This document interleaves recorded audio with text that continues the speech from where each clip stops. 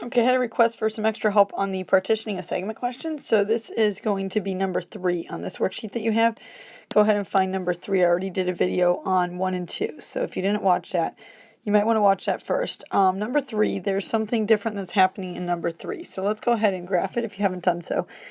And kind of just get a bearing on what's going on. So we've got point A, which is 2, 1. That puts point A right here. And then I've got B is 5, 7.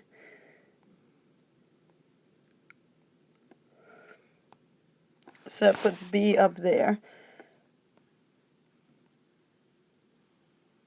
And if I actually start this problem just by trying to walk my slope or kind of visually take a guess, I have to recognize that AB to BC is 2 to 5. So that means that C is actually up here somewhere. I'm just taking a random guess. Obviously, it's going to be off my graph. But C is actually, the BC is the longer part. Ratio here is 2 to 5 between my AB and then my BC up to some point up here. So I'm trying to find the coordinates of this point C unknown here. You could grab larger graph paper, but you are going to get some decimals for this. So I'm going to go ahead and just do my proportion way and show you how we could set up a proportion and basically turn it into a chapter 7 problem. Right now, this length is a known length that I'm drawing, B down, and then this is a known length because I know point B and I know point A. The unknowns here are this part and then this part because C is a guess right now. So if I draw a miniature version of that just to work from over here,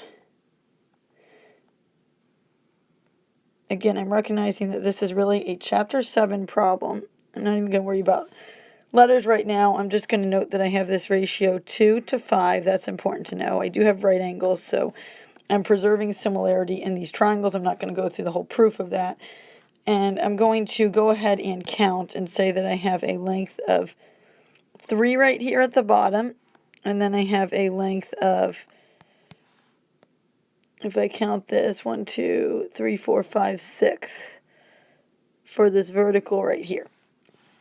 Okay, so chapter 7, time to make proportions, solve, and then eventually we will go back to our coordinate graph and we will figure out what the coordinates of C are up here at the top. So I'm in chapter 7, and in chapter 7 I know that I need to use my triangle proportionality theorem. I've got parallel lines, my vertical lines, so I'm going to go ahead and say that we could solve for, we really need to solve for one of 2 lengths when we're talking horizontal. We could say that we need to solve for this, or we need to solve for the entire big length. I guess I'm going to go ahead and solve for the little length because I might as well. That works out nice with my triangle proportionality theorem. So I'm going to call this point D just to give myself a letter.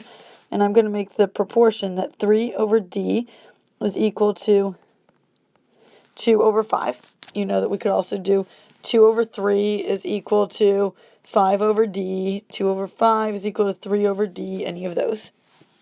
Solving that, 2D equals 15, so my D is 7.5.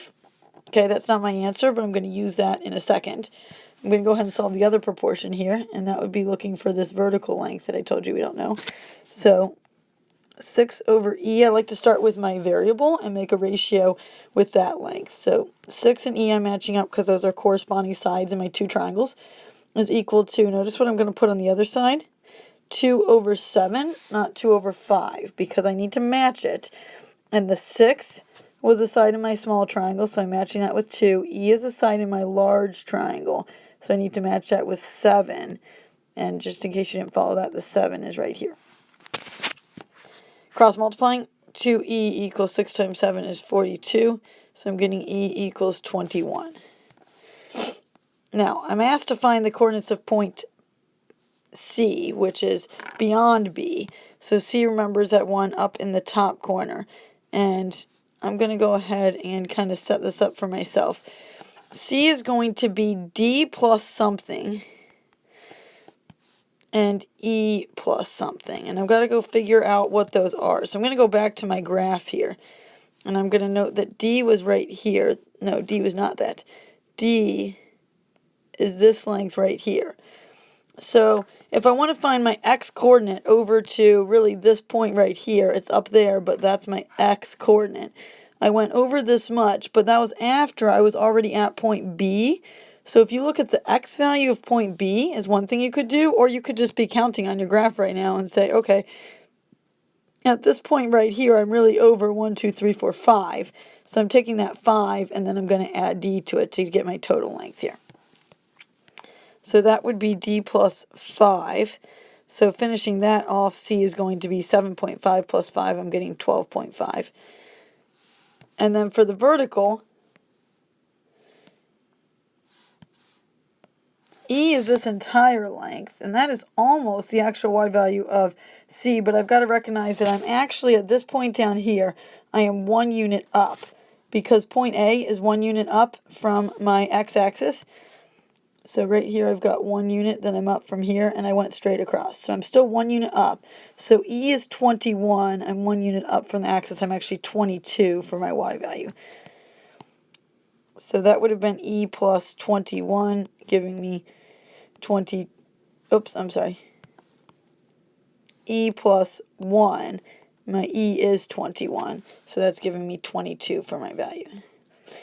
So that's where I substituted my values in. I guess how I like to do this is I really like to make it look like chapter 7, and this would be making it look like chapter 7, and do it off the coordinate graph. At the end, go back to the coordinate graph so I can get my values and just kind of make sense of where things are.